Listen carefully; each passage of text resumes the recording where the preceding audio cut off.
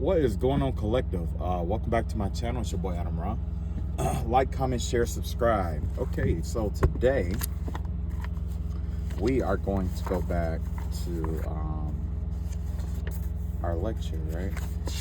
So the second law, well, for those of you who are new, I just want to let you guys know that welcome to my channel first and foremost. And second, I'm going to start a new channel soon. But right now, I'm just going to use this to kind of like get a couple of views or whatever, just to see how, just to see how it turn out, you know what I mean? Without having to do too much. You know what I mean?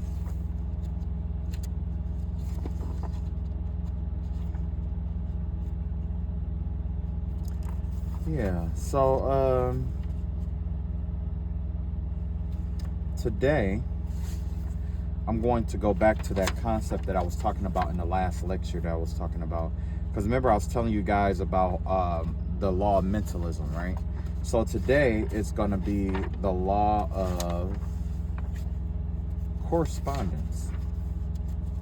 Now, I pretty much touched on the law of correspondence for the most part. You know what I mean? Like, I pretty much touched upon it. And once I get into the part where it talk about like sigils and stuff like that, all of this is gonna make sense. You know what I mean? When I get to the point when I'm talking about like sigils and stuff like that, and seals and stuff like that, it's gonna make sense how to read the language. You know what I mean? So I guess I'm gonna have to. Okay. All right. Here we go.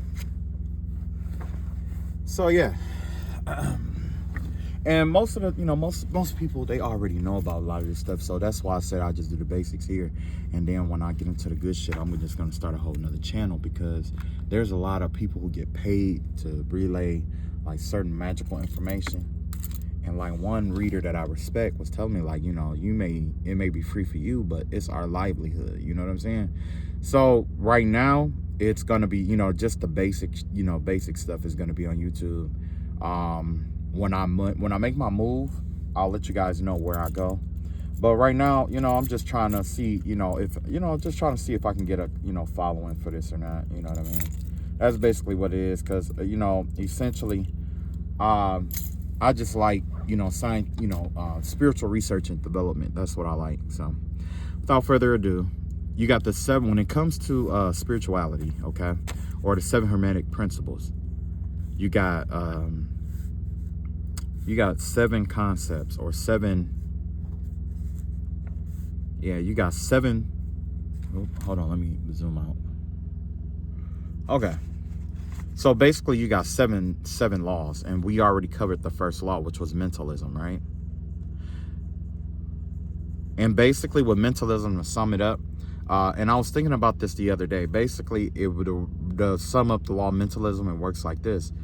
A lot of times we are told about possible and impossible things, right? Now, a lot of things that we perceive, once we perceive something as being impossible, that does something to us biologically or psychologically, where we are unable to accomplish that. But there have been circumstances where a person had put it in their mind that the impossible has to be possible. Like there once was a man who was crushed under a car, and some kind of way he still managed to get himself from up under there. Ideally, that is deemed impossible, but his mentalism is what saved him, because mentally he kept telling himself, I have to get through this. You see? So the mind is all, the mind is all, and the all is mind.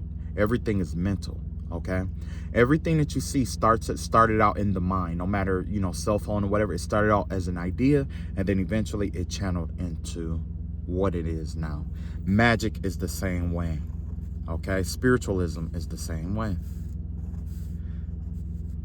Okay. So our second suit here is going to be the law of correspondence. This video pretty much is going to be, I'm not so sure if it's going to be super long or not, but I'll know after this. So essentially with the law of correspondence, it's basically saying that although things are opposite, they are still interconnected. It lets you see the interconnectedness of all things, right? Because remember, we talked about that spectrum, right?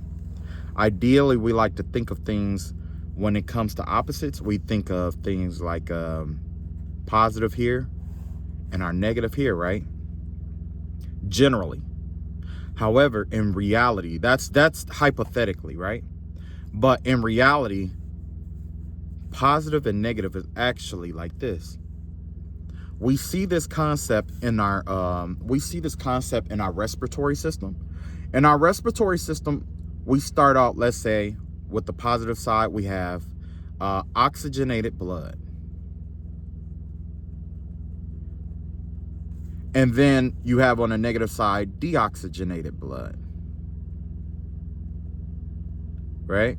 We see that in the blood system. We see it with temperature, with hot and cold. We see that with batteries. Why you got a positive and negative pole. We see it in magnets. We see it. We see it in everything. Pretty much in everything, right? Although you have oxygenated blood and you have deoxygenated blood, of course, by the power of the law of correspondence, this is still considered to be blood. Overall, it has a name, blood. But it's this one end is described as oxygenated and the other is deoxygenated. However, it's both blood, just like hot and cold are positive and negative, right? Okay. Because once you overcharge, and the reason why positive leads to negative is because once you overcharge something in a positive manner, it starts to decline in accepting the charge. It starts to decline in the charge that it holds until essentially it becomes negative.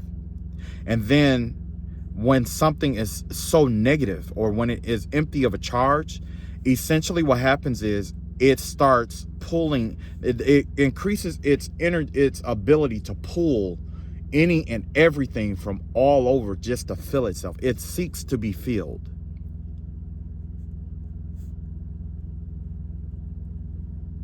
Right? That's where we get the concept of black holes and voids from.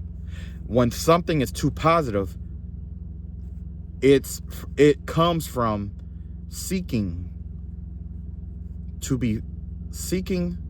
once it becomes too positive, it seeks to be empty. And that's where we get white holes from. Okay? So essentially what happens is, so when something becomes so positive, it seeks to empty itself, right? By the pouring out of the energy, the excreting of energy. Just like with the negative concept, you know what I'm saying? And if you want, we could switch this to like a hot and cold, right? Just to make it, And the reason why is because once something is really hot, it gives off so much energy that the energy naturally gravitates towards what is cold, because what is cold naturally wants to absorb what is hot. Cold is more receptive to energy than hot. And hot is more active, more exerting, more giving of energy without discrimination. So in the law of correspondence, although we have opposites in nature, although we have these things, there's two concepts that pretty much dictates correspondence: presence and absence.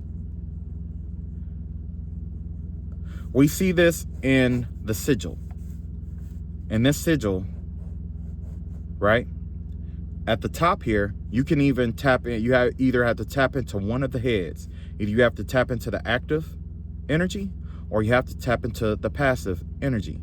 That's why when the Masonic temple, or most, secret societies, there's a bird with two heads. It represents the hermaphrodite, essentially, right?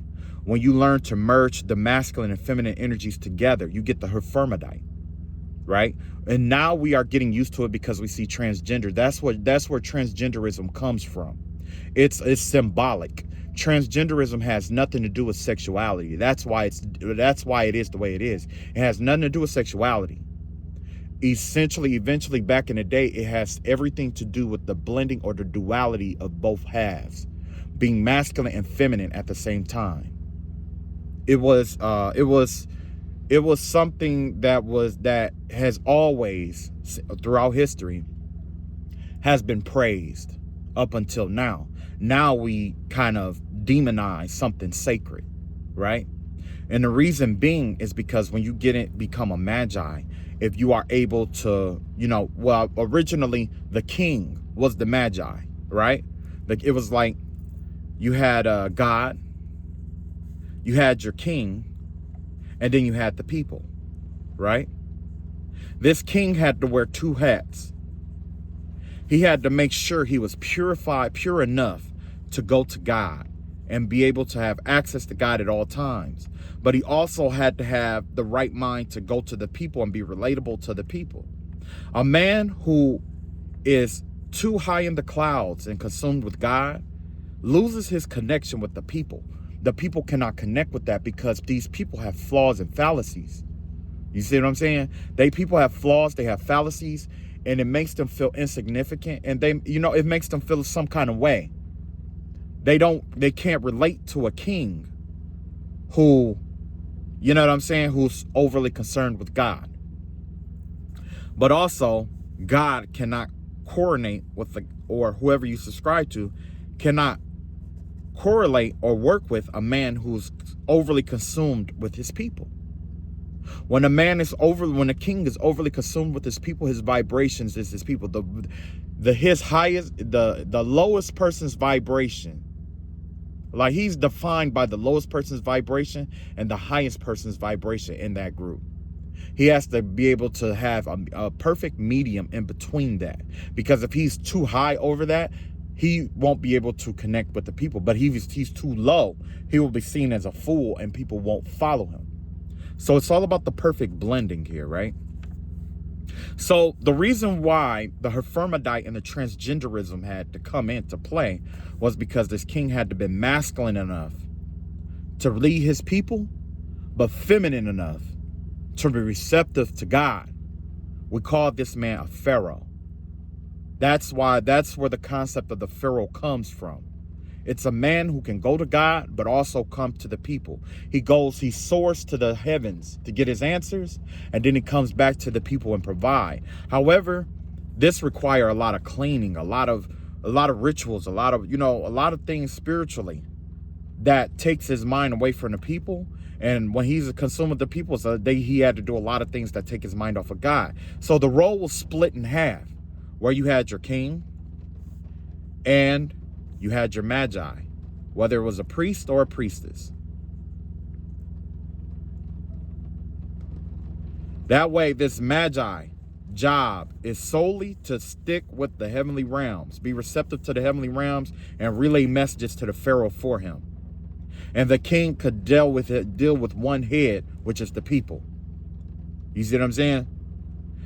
Now, we saw this in the 80s where men got into the cross-dressing phase where, men were dressing like women, wearing eyeshadow and stuff like that. And that's why a lot of our artwork and stuff like that, essentially there's a fine line. Well, every culture has its difference, right? But every culture also had feminine men or masculine women, okay? They all had the same. Transgenderism has never been an issue until now. And it's the reason why it's an issue is because it's sexualized. It becomes sexualized. You see what I'm saying? That it's that sexualization part that really, you know what I mean? And you know what I mean? And that's what really fucked it up. But here you have, this is what the spirit of correspondence is. It's transgenderism. It's being the hermaphrodite. You see what I'm saying? Knowing when to take action, when to be receptive, knowing how to use passive energies just as well as using active energies. Because an active energy, if it's too active, it begins to lose its power and become passive. And when energy is too passive, it then starts to become an active force. Each of them are intertwined. Now, I'm hearing an example of that. Okay, say you're a basketball player, right? If you practice too much, if you just practice, when you get to that game, you're gonna feel like you're at the peak of your skill, and then eventually you do what? You start taking it easy. You start relaxing because there's no mountain to climb anymore. You feel like you climbed that mountain from being too active. Now, that same player, now that he's passive, if he's too passive, guess what? There's going to be that one game he wants to win. There's going to be that one thing he really wants to happen. And guess what? He's going to realize it's not going to happen until he does what? Take action.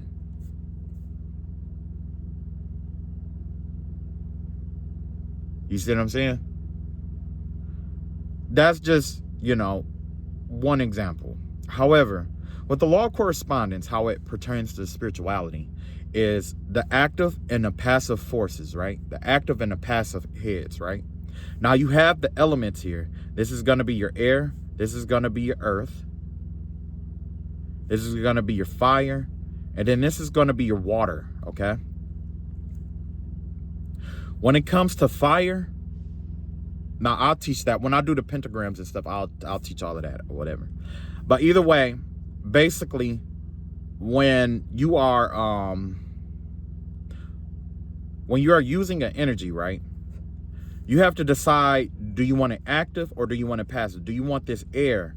Do you want this air to be positively charged, bringing in positive energy, or, you know what I'm saying, being the most active aspect? Do you want this earth, this fire, or this water to be, active aspects, meaning drawing in the energy, or do you want that energy to prevail? It's almost like saying, if this air represents the left arm, this is the left leg, this is the right leg and the right arm, and you had to choose which one to work out.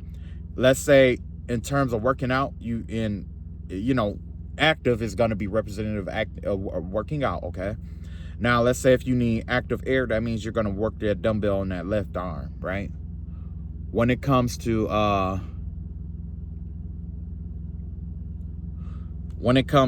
that left leg, you're going to work that left leg. You're going to do like your, leg ups or whatever. You know what I mean? That's basically what it is. What energy you want to prevail. And then with this passive force, which energy do you want to be receptive to you? I mean, are you choosing to be receptive to? Generally, like say passive air, that calls in information or wisdom. You see what I'm saying? Whereas active air calls in, it exerts your wisdom into the world. It invokes a spirit. Well, essentially, you know what I'm saying? It's like invoking a spirit to, I guess, I would say one brings in information and the other one is going to reveal information, is the best way I could put it. Because with bringing in the information, that's that passive. And well, I'll put it like this. One is going to be where it's going to be like you have to go find the information, or the information comes to you directly, right? And then the other one, you're allowing it to reveal itself, because there's two separate truths here. The truth that you go seeking generally isn't the full truth itself. You see what I'm saying? And that's that active force energy. That active force is strong, don't get me wrong, because it's what we see. But that passive wisdom is what you truly want, because you allow the truth to be revealed to you. The difference between the passive wisdom and the active wisdom is this. Passive, this one is revealed, and I would say like through whatever language that you develop with the universe using the law of mentalism. And we talked about that yesterday. It's revealing. So if it wants to reveal something to you, it may reveal it to you in a symbol. A symbol or a picture is worth 1,000 words because it has many interpretations. But because of so many interpretations, that's how you know that's the full truth. Now, an example of this active wisdom, it will be like somebody drawing a spirit or a person coming in to tell you the truth. That's a perspective of the truth, because all truths are but half truths. You see what I'm saying? All truths are but half truths. All lies are but half lies. That's something you learn when it comes to spirituality and wisdom. Anything that is proclaiming itself to be a thing in spirituality is not that full thing. Like if somebody come up to you and say, oh, I'm a magician, they're not fully a magician. If somebody come to you and say, hey, I'm a good guy, they're not fully good. You see what I'm saying? That's why in spirituality, wisdom is in silence. Because whatever you are, you will be, and people will notice without you having to say it. But if you have to proclaim it, then chances are you are not what you proclaim to be. You see? But with the law of correspondence here, it based down to presence and absence. What you want to present and what you want to remove. Okay? Something presence could be so overwhelming that eventually it leads to its absence because it's an overflow. When it comes to the hermetic principles, especially with correspondence, you have to think of it as being like a cup, right? If you put too much water in this cup, it's going to overflow, which means you pouring so much in here, once it gets to a certain plateau or its peak, highest potential, it seeks to be empty, as is the law of all things. When you become too much of something, eventually it leads to you being less of that. Remember how we talk about too much of a thing is bad? It's always the concept. That's why, when it comes to like spirituality, those who prevail the most of spirituality are those who know how to balance their light and the good. And I mean light and dark. Not those who are extremely light or those who are extremely dark, because there's a fallacy with that. When you are extremely dark, it leads you to the light. When you're extremely light, it'll lead you to the dark. But it's not leading you there on purpose. It's leading you there to incorporate balance into your energy. When you learn to balance, which is the law of all things, and we're going to talk about that in a minute here, with the rest of the lecture or whatever. When it comes to balance is the overall priority of all of the universe, because the universe is homeostasis.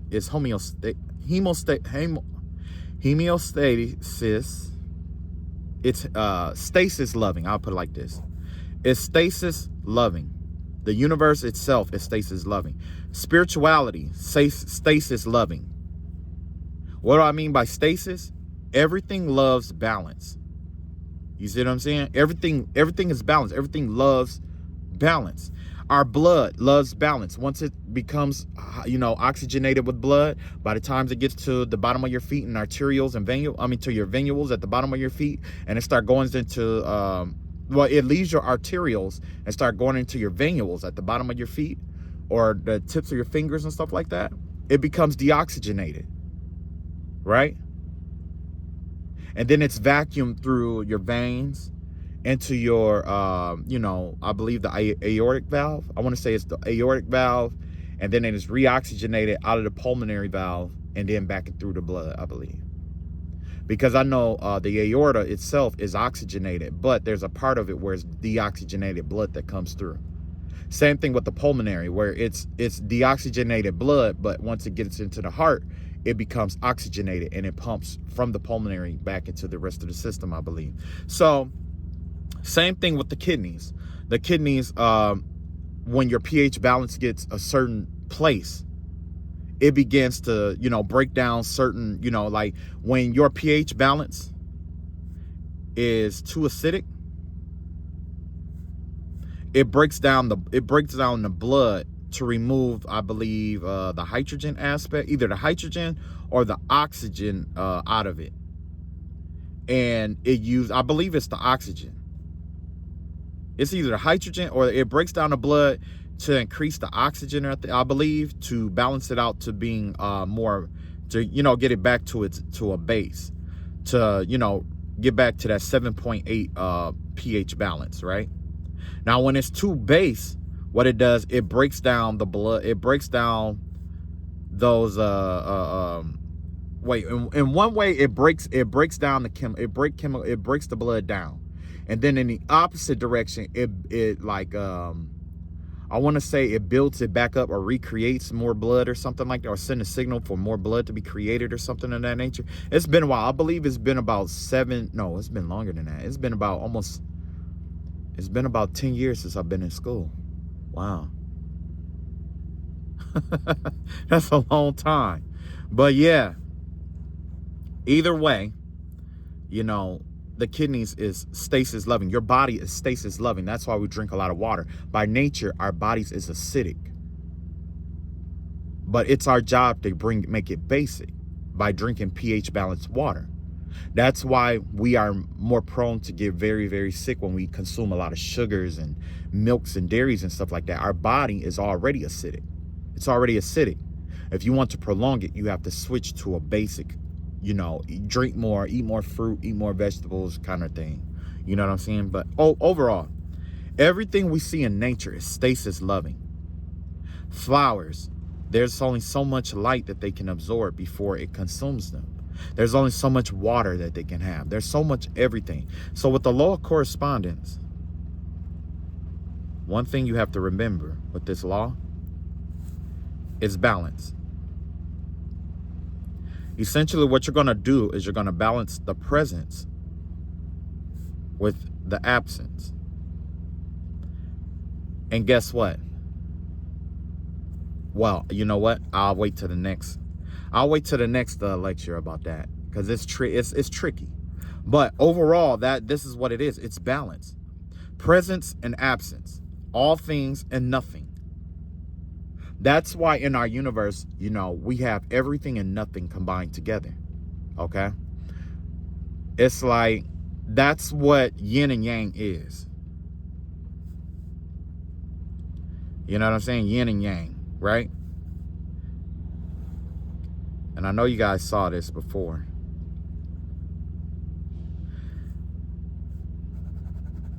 Let's see. So yin is presence in the middle of absence. Everything in the presence of nothing. All-encompassing energy. You see what I'm saying? Oneness, interconnectedness, the dot, right? Because the period is devoid of space and everything is crushed together, right? Now, yang is the void in everything. You see? It's the void that exists in everything. This is the universe expanding out. Eventually, you stretch. When everything is expanding, eventually you stretch out so far that it thins out, and then there's a tiny hole that emanates, and it creates a void. This void represents what we talked about earlier about the concept of this universe being so overfilled that it seeks out something to absorb the excess energy. And we can apply this in life. You can apply this to everything in life, right? Let's say like good, your grades in school. If you got perfect scores on everything in school, guess what?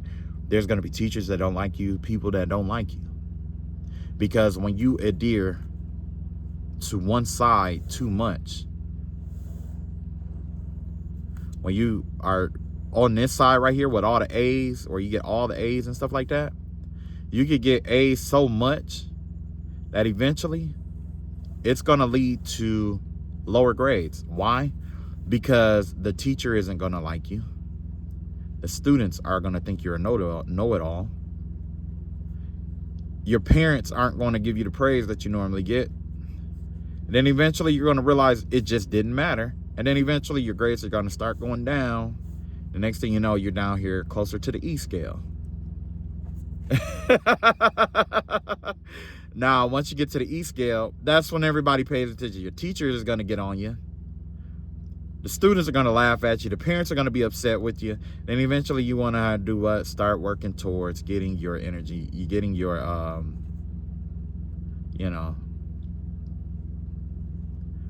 getting it back into gear, right? So that's the law of correspondence. I'm gonna tie everything together at the end, but so far we have